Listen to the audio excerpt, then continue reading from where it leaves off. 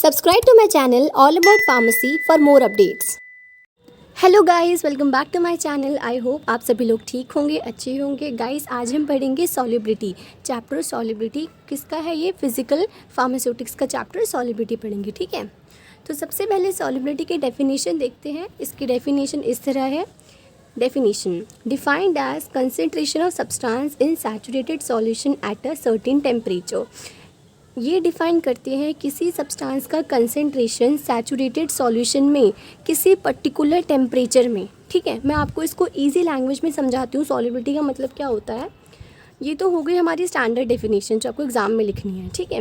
वैसे सॉल्युबिलिटी को आप इजीली कह सकते हैं, solubility is the ability of solute to dissolve in a solvent.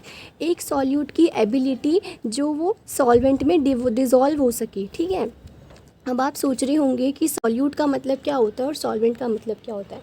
देखो बच्चा, सबसे आसान बताती हूँ, मतलब इसके काफ़ी सारे डेफिनेशंस हैं, बट अगर हम इसको इजी लैंग्वेज में देखें तो जो सॉल्यूट होता है ना, उसकी क्वांटिटी कम होती है, ठीक है, और जो सॉल्वेंट होता है उसकी क्वांटिटी ज़्यादा होती है।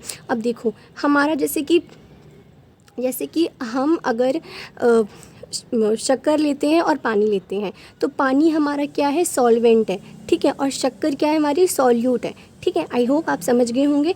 जिसकी क्वांटिटी कम है वो सॉल्यूट, जिसकी क्वांटिटी ज़्यादा है वो सॉल्वेंट। ज़्यादातर ऐसा ही होता है कि हमारे सॉल्वेंट की क्वांटिटी हमेशा सॉल्यूट से ज़्यादा होती है, ठीक है।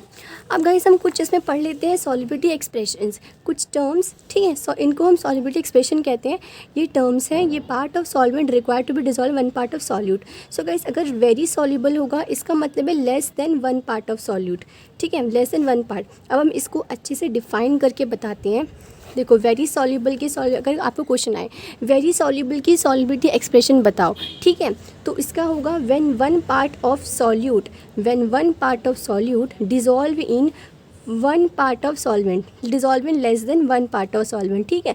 ये सॉल्युबिलिटी एक्सप्रेशन होगा किसका? वेरी सॉल्युबल का। अब फ्रीली सॉल्युबल का देखो, when one part of solute, ये लाइन तो आपको याद ही है, ये लाइन तो आएगी ही सब में, ठीक है।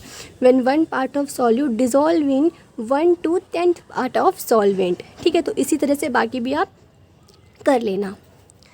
अब हम पढ़ेंगे classification of solution on the basis of solute concentration. अब हम पढ़ेंगे क्लासिफिकेशन। सो पहला क्लासिफिकेशन क्या है? सैचुरेटेड सॉल्यूशन, दूसरा अनसैचुरेटेड सॉल्यूशन और तीसरा सुपर सैचुरेटेड सॉल्यूशन। अब हम जानते हैं कि हमारा ये सैचुरेटेड सॉल्यूशन क्या कहता है। सो अकॉर्डिंग टू डेफिनेशन ये क्या कहता है कि solution is said to be saturated when it contains the maximum amount of solute that solvent can't dissolve a particular temperature.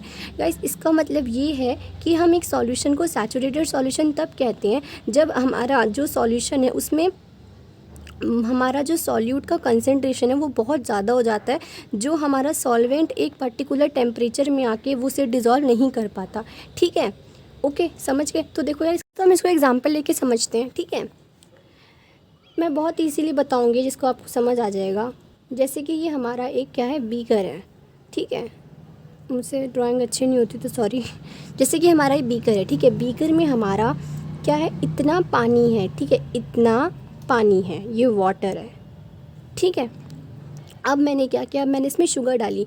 मैंने शुगर पहले इतनी क्वांटिटी में शुगर डाली। देखो अभी सॉल्यूट का कंसेंट्रेशन कम है, इसमें हमारी शुगर क्या है? इसमें हमारी शुगर सॉल्यूट है, ठीक है।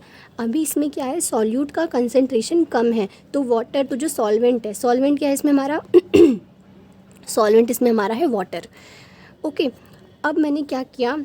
शुगर इसमें इतना कम है, ठीक है, शुगर इसमें ज़्यादा कम है और वाटर इसमें बहुत ज़्यादा है, तो आराम से सॉल्यूशन मतलब सॉलिबिलिटी हो जाएगी, ठीक है।